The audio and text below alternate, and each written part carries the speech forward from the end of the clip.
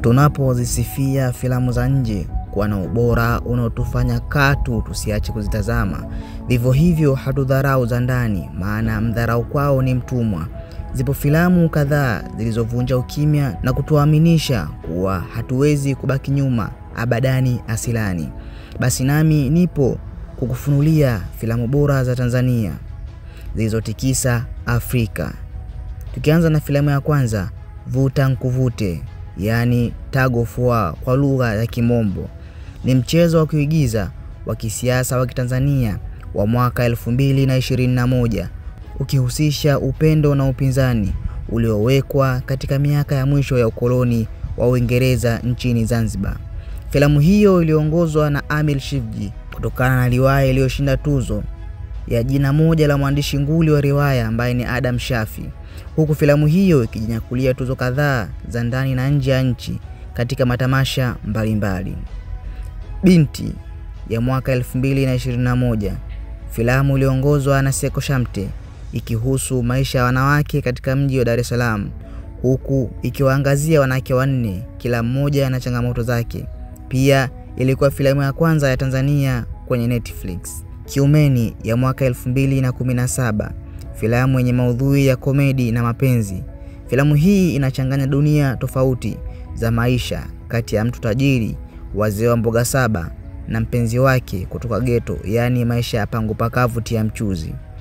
Bahasha ya mwaka 2018, filamu iliyo na drama ya kijamii na maadili ambayo inaangazia uongozi wa umma na uharibifu wa kuvuruga miundo ya maadili kupitia rushwa. Dar to Lagos, filamu iliyotoka mwaka 2006 kutoka nchini Tanzania. Ndani yake alikuwepo Mercy Johnson, Steven Kanumba ambaye ni marehemu, Bimbo Akintola, David Manento, Nancy Okeke, Blandina Chagula, Abdul Ahmed na Emmanuel Mnyamba. Hii ni filamu ya kwanza kutoka Tanzania yenye kushirikisha wasanii kutoka Nigeria. Tangu hapa ikawa kawaida sana kwa Kanumba kushirikiana na wasanii wa Nigeria. Filamu hii imeongozwa na Femi Ogedebe kutoka Nigeria na kutayarishwa na Mtitu The Game. Mswada andishi ni kazi ya Kanumba ambaye ndiye aliyetunga hadithi ya filamu hii. Filamu hii inahusu ndugu wawili wa baba mmoja lakini mama tofauti, wanajikuta wanaweka mahusiano ya kimapenzi na hatimaye wanajua kuwa wao ni ndugu, na swala la ndoa linakufia hapo hapo. Filamu hii imetengenezwa na Game Face Quality Production ya William Mtitu. Filamu ilizinduliwa katika ukumbi wa Diamond Jubilee jijini Dar es Salaam kwa burudani mbalimbali kutoka kwa wasanii tofauti na maigizo na muziki wa dansi ambao walikuwepo, ikiwemo Twanga Pepeta na Twanga Chipolopolo. Chumo, filamu iliyotoka mwaka 2011 nchini Tanzania.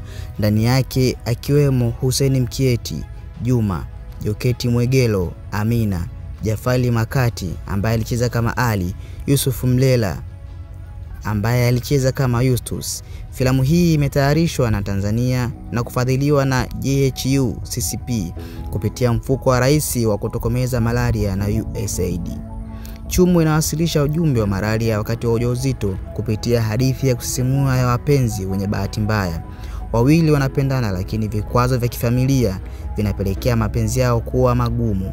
Filamu hii imeongozwa na Jordan Riba ambaye ni mtoto wa John Riba ambaye ndiye alitayarisha filamu ya Neria ya mwaka 1993 na kuongoza Yellow Card ya mwaka 2000. Filamu hii ilipata kuchaguliwa katika kinyang'anyiro cha tuzo za ZIF huko Zanzibar mwaka 2011. Vile vile filamu imeshinda tuzo ya Golden Hamster huko nchini Marekani katika tamasha la filamu la Northwest Projection mjini Washington. Filamu ilipata kuteuliwa katika matuzo kemkem kwa kipindi cha mwaka mmoja tangu kutolewa.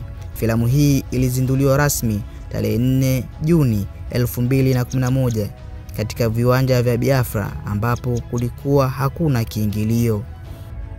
Maangamizi, The Ancient One ya mwaka 2001, filamu yenye drama na mila za kienyeji dhidi ya tiba za kisasa. Filamu hii inaonesha mgongano kati ya matibabu ya kienyeji na tiba za kisasa. Mapenzi ya Mungu ya mwaka 2014, filamu yenye drama na mapenzi, huku kionyesha hadithi yenye mapenzi na mchangamano na hisia. Zipo filamu zingine kama Siri ya Mtungi iliongozwa na Seko Shamte. Pia filamu hii imeingia katika mfululizo wa filamu bora za kuwahi kutokea hapa Tanzania. Yapi maoni yako? Tucharazie kwenye uwanja wa comment.